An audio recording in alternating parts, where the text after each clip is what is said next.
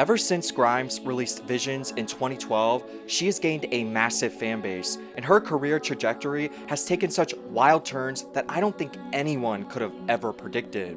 Born Claire Elise Boucher to French-Canadian and Italian parents, she would end up having a male-dominated childhood, being the only girl of 4 brothers, but being treated as one of the boys, giving her a more fluid perception of gender and identity. Growing up a goth girl in Catholic school, she would learn to rebel early on, jumping out of windows, experimenting with drugs, shaving her head, and even building a houseboat herself and attempting to sail it down the Mississippi with her boyfriend. Grimes would end up breaking into the alternative music scene during the alt-pop renaissance of the 2010s with help from YouTube and Tumblr. She would rise to prominence alongside other social media artists like Lana Del Rey, The Weeknd, Marina and the Diamonds, and Azealia Banks. Her experimental, self-produced approach to music would come to define her work, with many finding she truly can't be put into a single category. Grimes' autism and ADHD, tomboyish-like appearance, random stories and behaviors, an amusing, almost childlike way of speaking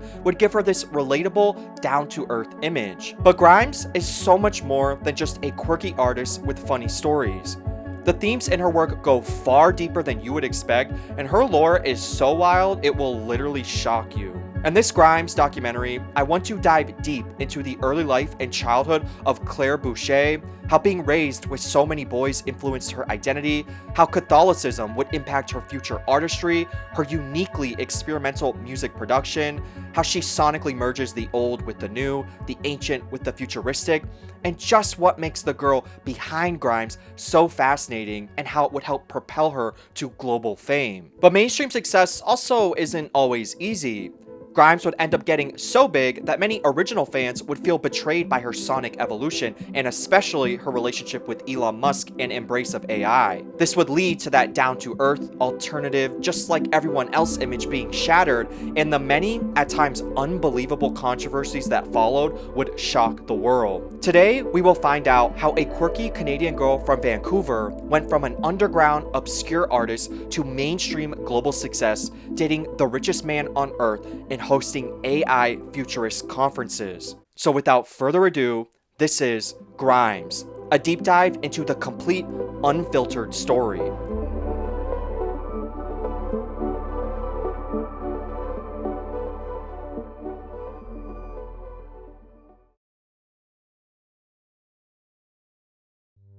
Grimes was born Claire Elise Boucher on March 17, 1988 in Vancouver, British Columbia, the 3rd largest city in Canada.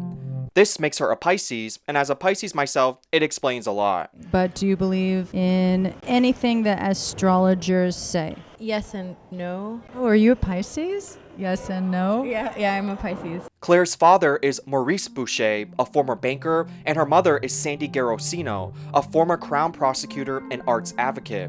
Claire is of French-Canadian, Ukrainian, and Italian descent, evident by her father's surname Boucher, which is obviously French, and her mother's surname Garosino, which is Italian. Claire is the oldest of 3 children and has 2 younger biological brothers, as well as 2 other stepbrothers from her parents' remarriage after a divorce. Claire has talked at length about how having so many brothers influenced her sense of identity and gender, saying in a 2012 Pitchfork interview, "I grew up with 4 brothers, and in the back of my head, I feel pretty masculine. It's always funny when I hear recordings of my voice because it's so deep when I hear it in my head.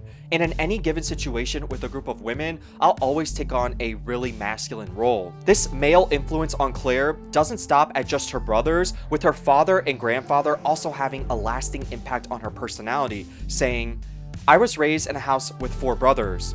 My dad was like, you're gonna be good at basketball, you're gonna be the fastest runner, you're gonna be good at math. I wasn't raised as a boy, but I was not just raised as a girl. I don't want to say I don't identify as a girl, but I don't fucking give a shit about gender. My grandpa is hard as fuck.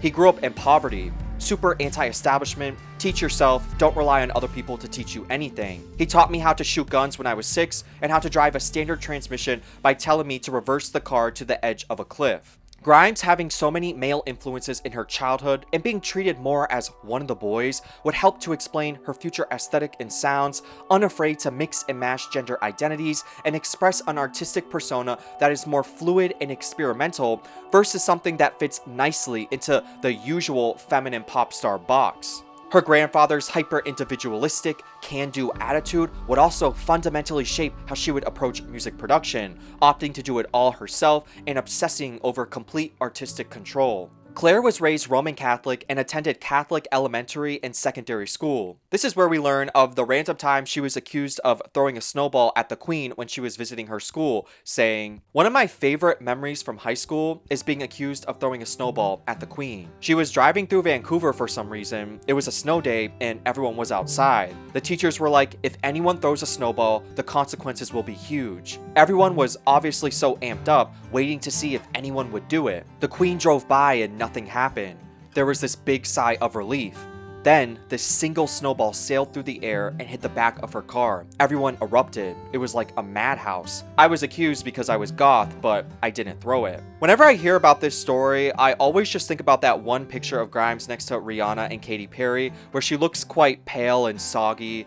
And I just think about how it is so true, how back in school, that quiet, scene, emo kid would get bullied a lot or blamed for dumb shit simply because they were different, and I definitely think Grimes was probably that student. This alternative, neurodivergent, relatable, even low-budget image that she came to represent would later come to bite her in the ass when she married Elon Musk and began associating herself with the uber-wealthy in 2020, but we'll talk more about all of that later on. Beautiful People came on Much Music, and my parents were like, this is despicable, this is evil, and I was like, what is it? Claire has said she was one of the worst, most rebellious kids growing up, and even talks about how she pretended to be the devil by spider walking backwards down the stairs to scare her Catholic classmates. Claire would learn to rebel in several different ways, from getting kicked out of ballet due to shaving her head when she was 14, to jumping out of windows, experimenting with various drugs, driving underage, and acting out in school. According to a Grimes subreddit, this rebellious behavior got so bad that she was sent to a behavioral correctional facility, although I couldn't find any other sources that confirm that besides the Reddit posts. This rebellious tendency most likely stems from several different things. For one, she was the only girl in a family of 4 boys, and because she was treated as an equal, that then probably influenced her behavior and perception of the world. I mean, it's obvious that boys and girls are raised completely differently, with girls being molded to be more cautious, caring, thoughtful, and restrained, while boys tend to be encouraged to be more domineering, less empathetic, and rebellious. There is also the fact that her parents were really strict, forcing Claire and her siblings to take up many hobbies and sports and attend church regularly, which I'm sure she was desperate to rebel against as she got older. But I think one of the biggest things that also influenced Grimes to be rebellious was probably her Catholic upbringing. My family's Catholic. I went to a Catholic school. I'm not a Catholic person. Grimes has said in several interviews that Catholicism had a major impact on her childhood, personality, and artistry, saying, quote, "It totally influences everything I do." In an interview discussing Visions and the Genesis music video, she says, "It's loosely based on this painting by my favorite painter Boucher called The 7 Deadly Sins and the 4 Last Things. I wanted to play with medieval Catholic imagery. I was raised in a Catholic household and went to Catholic school, and my childhood brain perceived medieval Catholicism as an action movie. There's this crazy, omnipresent guy who can destroy you at any moment. From a pretty young age, I was like, okay, I don't believe in God. I think this is ridiculous. But I thought it was a cool mythology because it's so dark and violent and fucked up. So I figured it would be really cool to make all the characters these kinds of quasi-anime Tarantino action girls." When you were younger, you've spoken before about being kind of like quite hardcore into the party scene. Do you miss that? That was a problematic time. I don't think that was a good time. When you look back on that, is that something that it influences your music now, do you think, or is that a darker thing that you've kind of closed the door on? I like dark things. I like everything bad means good music. Mm-hmm. That's why I don't mind if like shitty things happen to me, because then it means I make better art usually. Grimes has also talked about how being raised Catholic influenced her perception of suffering, and how sometimes producing music could be so difficult that it could feel almost like punishment, and how that's when her best work would tend to come out. It's super cathartic. If I'm upset, that's when I write my hits. When I started writing Oblivion, I was in tears.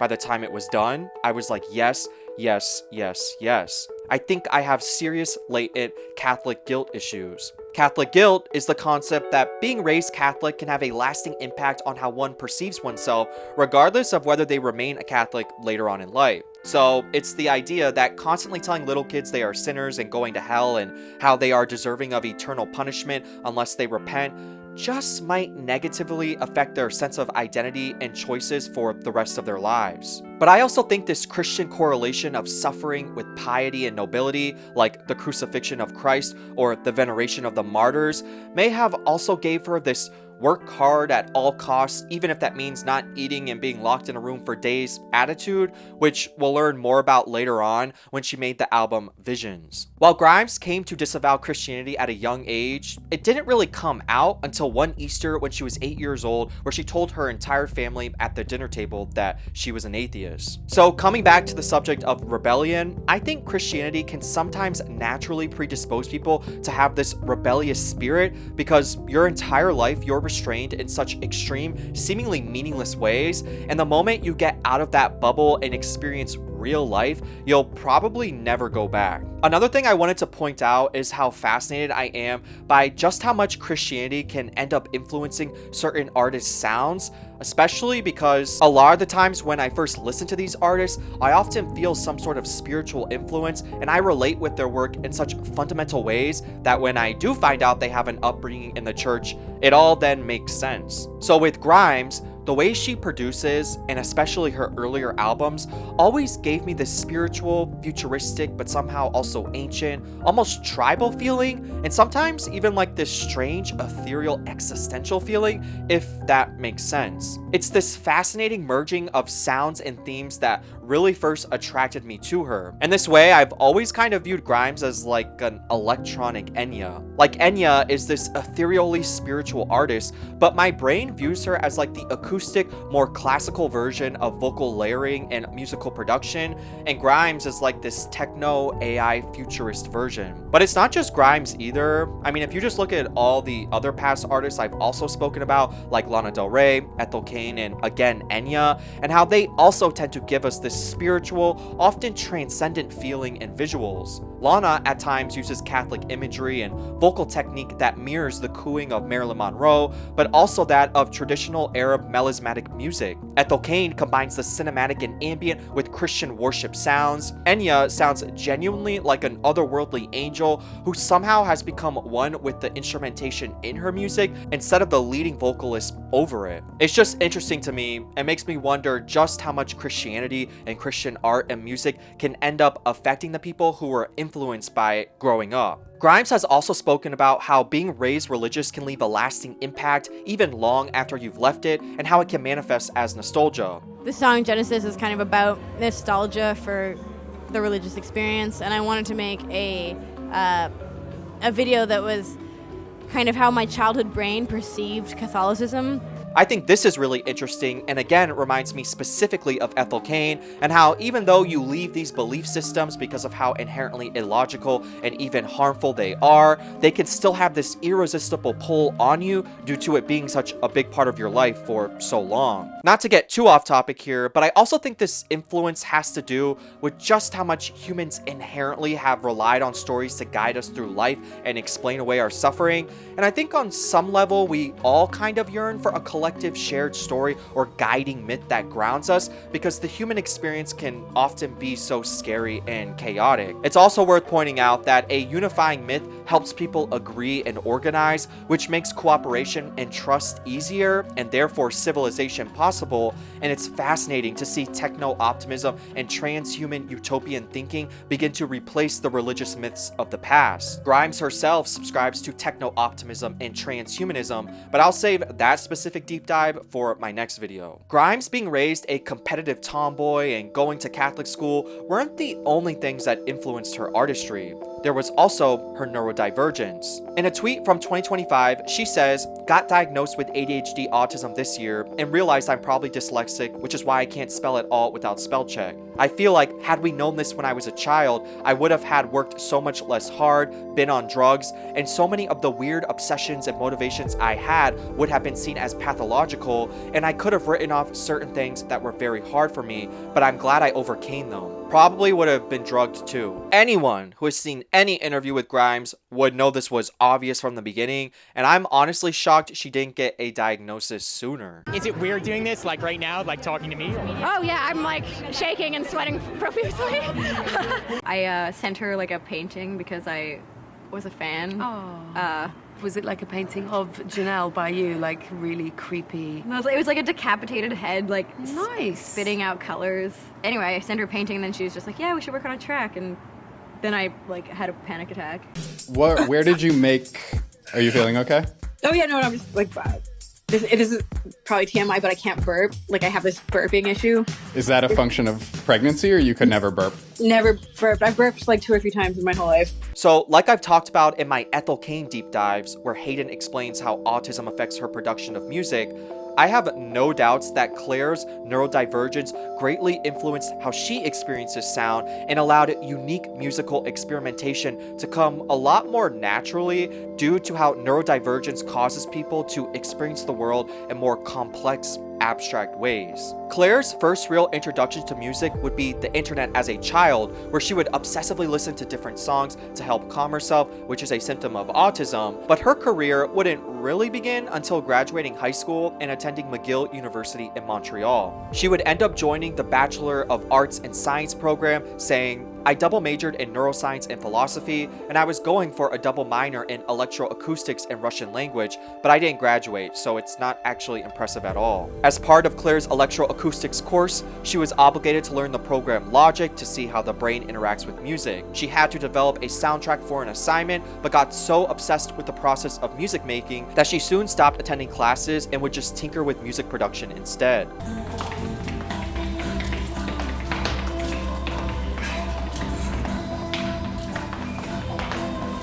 Grimes would end up making friends with other students in school who also enjoyed making music, which is when she was first introduced to GarageBand and officially began teaching herself how to produce. According to a Grimes subreddit, one of the first things she learned was how to use a sampler with chickpeas and olive oil, with her saying she genuinely didn't know what olive oil was until her friend showed her. In 2007, Grimes would make a MySpace account, which is when she would begin writing and releasing music.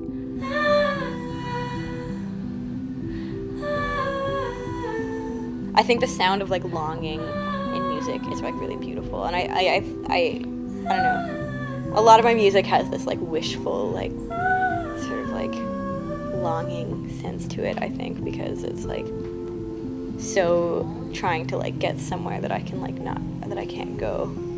She came up with the name Grimes because at the time, MySpace would only allow users to list 3 musical genres, and she chose grime 3 times, which led to her using the plural form Grimes. Grimes has also spoken a bit about how she produces music and how art is the most efficient way for her to express herself. I feel a lot of the time that I'm like, I can't really like express myself to other people, so like when I am like making music or doing like visual art, like that is like really like it's such an abstract way to like express how you feel, but I really feel like that is so much more me than how I am in everyday life. Ultimately, I feel like I am an extremely lonely person. I don't really connect with anybody at all. Even like my like closest friends, I feel like huge void between them and myself, and I feel like art is like especially playing music, but also drawing is like this way that I like mediate this. I'm definitely separate from everyone, and I think that I probably always will be. And when I first watched this documentary, I got so excited that she said this because, as you guys know, I talk about how important art is all the time, and what Grimes verbalized here is basically like my life's thesis, where I think we all originate from a place where there is no individuality, and we are all a part of one incomprehensible consciousness where everything is known at all times, and we choose to experience separation and limitation by living, and art is born from our desire to achieve that same connection again on Earth by expressing our inner abstract experiences. Art is like the language of experience, and I think it transcends all other forms of communication when the goal is to accurately express what goes on inside that only each of us personally can ever truly understand. The first musical release Grimes would drop would be the Lethe EP, which featured 4 tracks, with only the track Gloam being found online.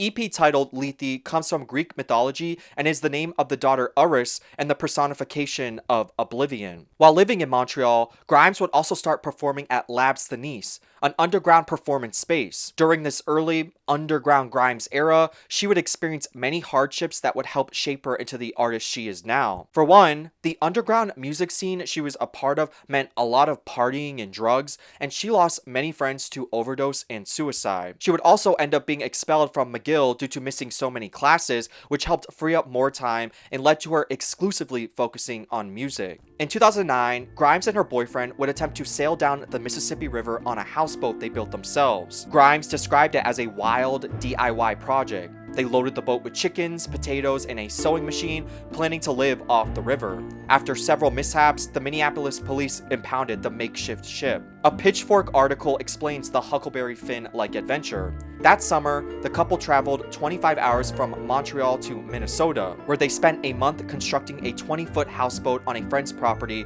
with the intention of sailing it down the Mississippi River to New Orleans. They named the boat Velvet Glove Cast in Iron and renamed themselves Verushka and Zelda Zox for the trip.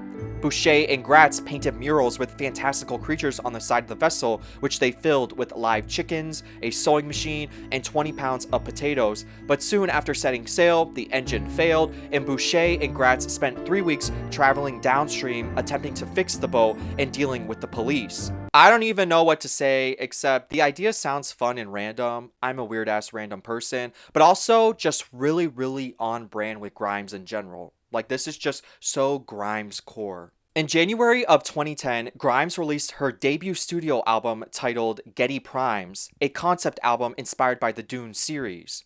Dune is a very, very lore-heavy novel series, but to briefly break it down, and according to Wikipedia, the Dune saga is set thousands of years in humanity's future. Faster-than-light travel has been developed, and humans have colonized a vast number of worlds. However, a great reaction against AI and computers has resulted in a ban on any thinking machine, with the creation or possession of such punishable by immediate death. Despite this prohibition, humanity continues to develop and advance other branches of technology, including extrasensory perception, ESP, and instruments of war. At the time of the first book's setting, humanity has formed a feudal interstellar empire known as the Imperium, run by several great houses that oversee various planets. Of key interest is the planet Arrakis, known to the native population as Dune. Dune is a desert planet with barely any precipitation. It is the only planet where a special life-extending drug, melange, or the spice, can be found. Melange is challenging to acquire due to the harsh environment of Arrakis and the presence of giant sandworms that are drawn toward any rhythmic sounds on the sands of the desert. Feudal control over the fiefdom Arrakis, its spice production, and the impact on humanity's development become the center points of a millennia-long conflict that develops through the series. So like I said, very, very lore heavy, but basically what makes the Dune series most fascinating and popular is first the time spans it covers. So the story begins around 15,000 years into the future, which, by the way, current human civilization has only been around for around 12,000 years. How it's one of the only sci-fi stories that envisions a future without AI due to a great war where AI attempted to rule over humans. How humans have spread across multiple star systems but still haven't found any intelligent life. And especially how it merges religion with science and how religions continue to evolve and survive over 10,000 years into humanity's future. So long story short, Dune is a sci-fi novel that mixes spirituality and religion with technology and futurism, which is basically Grimes' entire aesthetic. Grimes has said that she was first introduced to Dune when she was a toddler and her dad would read to her before bed. A DMY article from 2010 reads, Geidi Primes is heavy with references to Frank Herbert's Dune, which along with Lord of the Rings and The Legend of Zelda, Boucher claims as a primary aesthetic influence. I love escapism, and I feel like those books are ultimate examples of escapism, she explains. Frank Herbert and J.R.R. Tolkien made whole religions and whole languages in so many worlds. Dune is so complete. I want to make a tome, access every genre of music, and also create new genres with them. I want to have like 30 albums, she says. I want to make something really important and intense. Geidi Prime's tracklist references several planets and concepts from the Dune universe, with Grimes saying she wanted the album to mirror the Dune movie and soundtrack. Because Dune takes place on a desert planet, which was actually a metaphor for the Middle East and oil, by the way, we can kind of see where Grimes got that ethereal, almost Middle Eastern-like vocal technique, and how her love for escapism inspired her to dabble almost entirely in experimental music, mixing and mashing different sounds, themes, tempos, pitches, and merging the sci-fi with the mythical and religious, or her fascination with space, futurism, and AI. Geidi Primes has been described as influenced by dream pop, experimental pop, psychedelia, electronica, lo-fi, bedroom pop, folk, drum and bass, and also classical. Thomas A. Ward from NME describes the album as a perfect blend of oriental pop, chill wave, and post-rock. In October of 2010, Grimes would release her second studio album, Halfaxa, inspired by the Canadian city Halifax, but she wanted a name that sounded more feminine, and so she added the A to the end.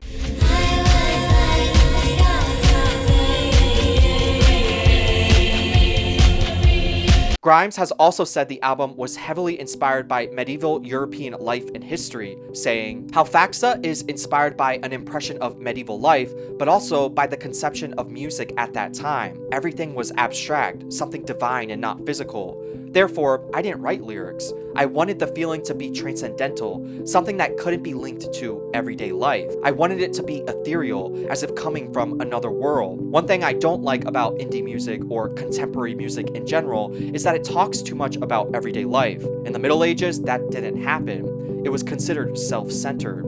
Everything was devotional. I find art so much grander that way. When asked about the aesthetic and sound on the album, Grimes says, I feel like there's this vague aesthetic idea that pervades the album. It's not totally gimmicky, it's just sort of this weird abstract idea of what is medieval and what the Dark Ages would sound like if they could be interpreted in an electronic means. I want to combine the feeling of sitting in a beautiful church with a reverby choir, but I want to combine that with the feeling of dancing to really good music. They're both really animalistic interpretations of beauty, but I wanted them to happen at the same time for the listener. So what we see in Halfaxa, again, is this experimental merging of the past and present, but filtered through this psychedelic electronic transcendent sound. I think a lot of the songs on Halfaxa and even Visions sound almost like the unconscious mind manifested into sound, and I can only imagine the amount of drugs Grimes was on while creating these albums. But this also kind of ties back into what I said earlier about how Grimes' music is so experimental and innovative, but paradoxically also pulls us back into the past, like an ancient, more tribal existence with her abstract vocalization and strong beats. To me, it can feel like tribal futurism with this beautiful clash of electronic and abstract spiritual vocalization. I mean, tell me this song doesn't sound like something you'd hear on some distant alien planet with a tribal species celebrating the day's bountiful catch.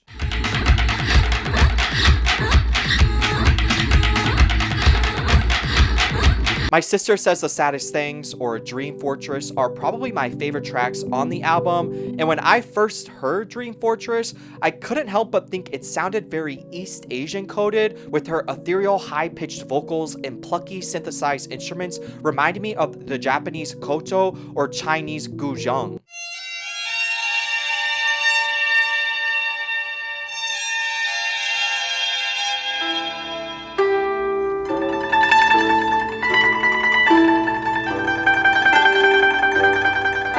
I also read that early on, Grimes often used pentatonic or modal melodies, which are common in East Asian traditional music. Halfaxa has been described as a goth pop, witch house, dark wave, and lo-fi release, as well as featuring influences of glitch pop, R&B, techno, industrial, and electro. And Grimes has said her main influences were Salem, Burial, Al Green, medieval choral music, and randomly, Mariah Carey.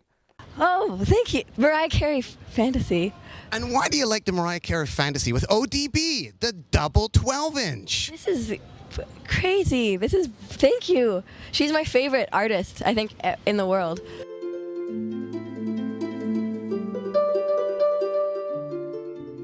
In April of 2011, Grimes would release a joint EP titled Dark Bloom with Canadian musician Dion. The music video for Vanessa, the second track on the EP, would end up being Grimes' directorial debut, with her saying she was unhappy with the previous music video for Crystal Ball. On February 21st, 2012, Grimes would release her third studio album, Visions. Visions would be Grimes' most successful release to date, with her stating that she took a different approach with this album and wanted to move away from so much experimentation and instead focus on solidifying her sound and themes. Everything on this album for me has a lot of heart. My older albums were really just fun time experimental stuff, but I want to make music that means something, at least to me. Visions was also recorded entirely on GarageBand in Grimes' apartment over 3 weeks. It's said that Grimes' label 4AD needed an album ASAP as the label had a strict deadline, so Grimes locked herself in a room with limited food, sleep, sunshine, or human contact. She worked for hours, fueled by speed and amphetamine to complete the album, and in those 3 weeks, it was done. Grimes has explained that the theme behind the album was centered around darkness and loss, saying, "A lot of the best music that I write when I'm really upset, and that's definitely pretty intentional." Visions was a really intense record to write because of the process of getting there.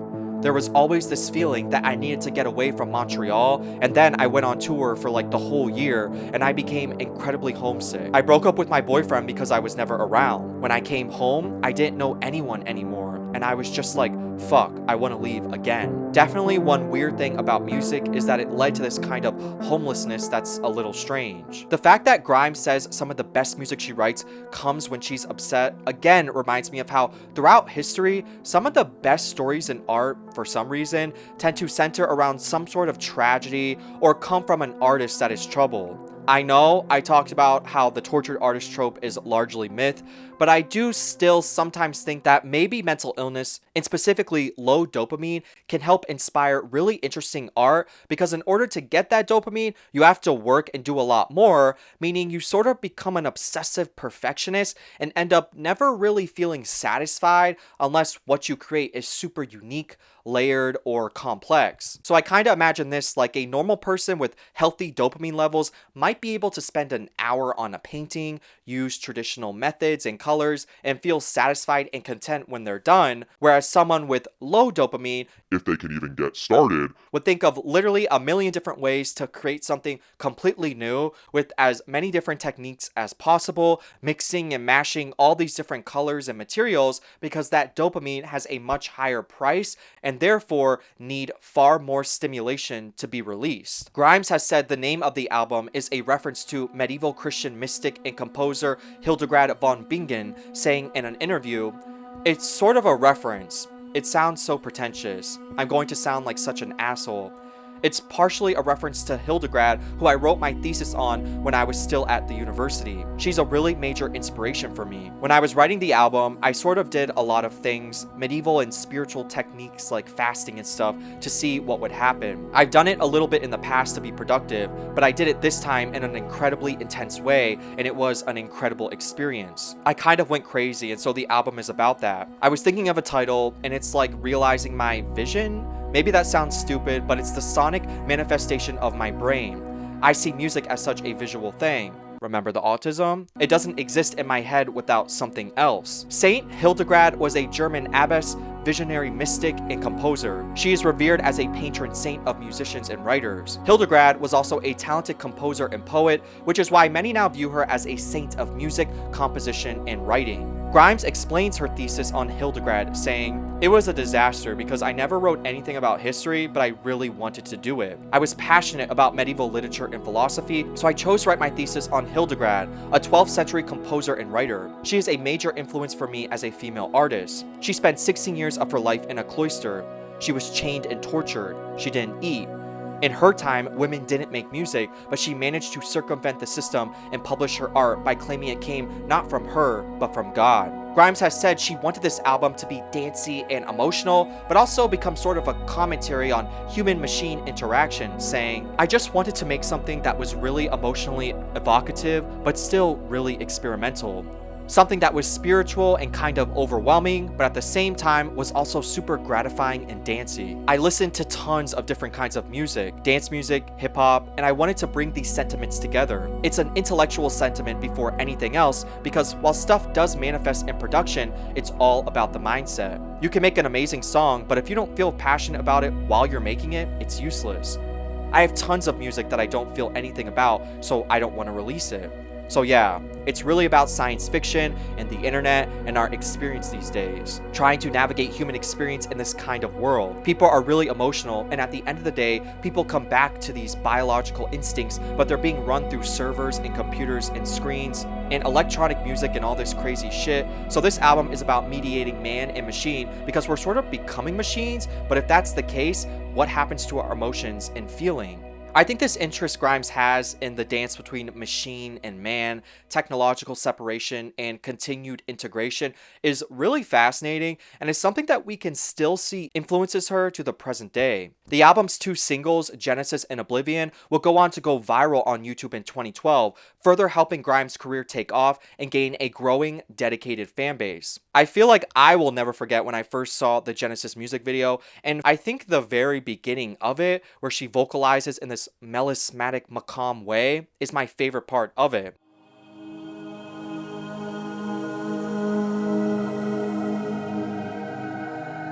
It reminds me of what Lana has also done in other songs, and it's one of my favorite vocal techniques because of its spiritual, transcendent nature. Grimes says about Genesis, "Wow, I tried to take this song off the album, which is so crazy now. I made Genesis to be sort of a live thing, and I think actually workshopping it with an audience is part of why it's good.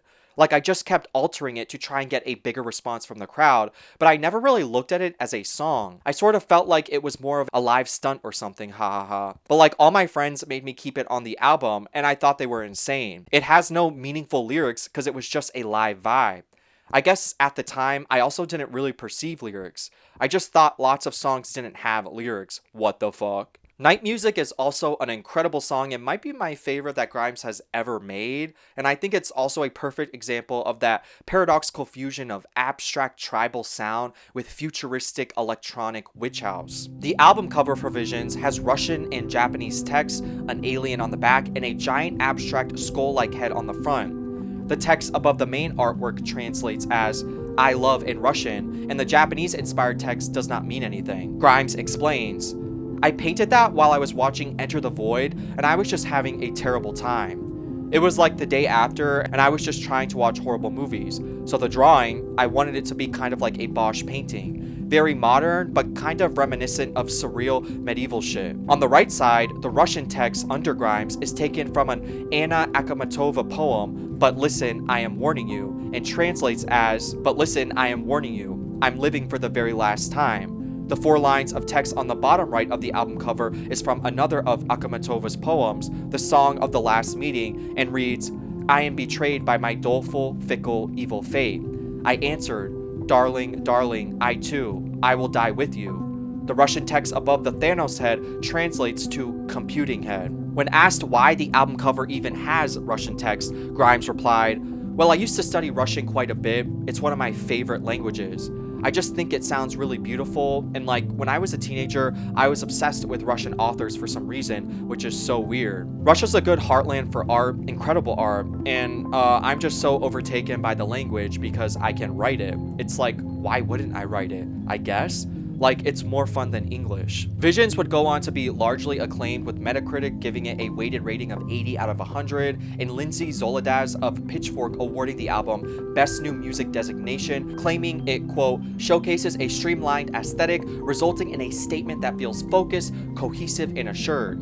It's simple enough to leave room for Grimes to grow, but this thing is so compulsively listenable, it's hard to come away from it wanting much more." Due to the success of Visions, Grimes would end up extensively touring globally, which became so intense that she almost physically collapsed, saying it got to the point where she touched her hair and chunks were falling out. She also explains how she was tired of the critics focusing on her girly voice and gender, and how she didn't feel her talent was genuinely being appreciated. "There was a point where I remember putting a hand up and grabbing a piece of my hair, and I could just pull my hair out.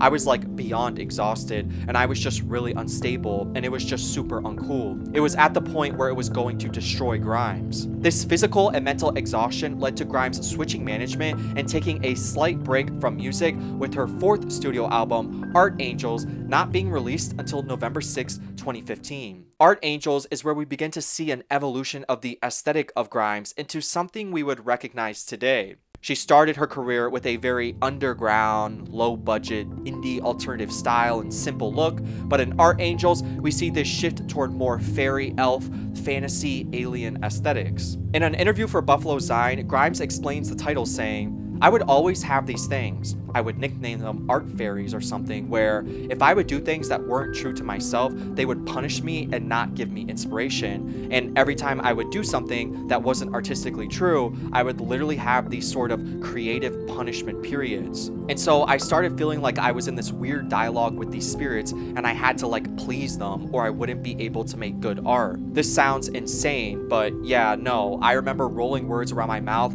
and I thought of art angels, and I thought that summed up what they were quite nicely. These beings that I have to kind of feed with good creative content or they will punish me with writer's block. I remember I was listening to this Lana Del Rey song when I got the idea. It's unreleased or leaked, I think, but it's one of my favorites called Angels Forever.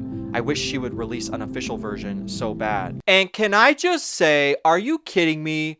Angels Forever is perhaps Lana's best unreleased song, and 15-year-old me would have literal visions to it. And when I first found it, I would play it over and over and over for literally months. So I just want to say, when I was doing the research for this video and I read this interview, I was shocked because it's like a crossover of my 2 favorite artists as a teen, and it's just so niche too. But anyways, compared to Grimes' previous albums like Visions and Geidi Primes, Art Angels was a compilation of prior songs and didn't really have one single coherent concept. For me, an album like Art Angels, it's pretty wide-ranging album. Like, I don't know if there's specifically like one message or anything that I could condense down to one sentence, because every song's about something completely different and the style is pretty different on every song. Lyrically, it's more political and less abstract than before, like really trippy free association about nature and shit. There's a song that's from the perspective of a butterfly in the Amazon as people are cutting down the trees. There's a song that's from the perspective of angels who are polluted, so they're crying polluted tears. I feel like it's more about the earth. I think I was more in society when I was making it, so it feels more grounded. Art Angels was kind of a controversial album, with some fans being split on the direction Grimes was headed. Many saw it as far too pop and watered down compared to her previous, uniquely experimental sound. Some feared Grimes was selling out and felt that what they had originally been so attracted to in her artistry was being lost. We wouldn't get another album from Grimes until Miss Anthropocene in 2020, and boy oh boy did a lot of things change since then. In a span of just 5 years, Grimes would end up dating and having a child with the richest man on earth, Elon Musk, selling NFTs, embracing transhumanism, getting into drama with Azealia Banks, beefing with online communists, doing multiple interviews on religion, AI, and the future of humanity, having her child become a global meme, and just has become someone irrecognizable from her early, humble, underground beginnings. This era of Grimes is incredibly complex, nuanced, and lore heavy, and that is why that will be the subject of my next video, where I dive deep into the controversy surrounding her and what many fans call the dramatic fall of Grimes. In that video, I will touch more on Miss Anthropocene and Grimes' fascination with futurism, AI, and transhumanism, how her utopian belief in technology mirrors the ancient religions of the past, and how the rich and powerful also subscribe to something similar, her many questionable statements, controversies, and revelations that have come out since then, and how when you really look at who Grimes actually is in her early life and interests, her relationship with Elon Musk and path she's on now aren't actually all that shocking at all and are pretty on brand. That video will be a dense one, so be sure to subscribe and put on your notifications so you don't miss it. I hope you all enjoyed this video, and let me know if you have any specific Grimes controversies you'd like me to touch on in my next deep dive.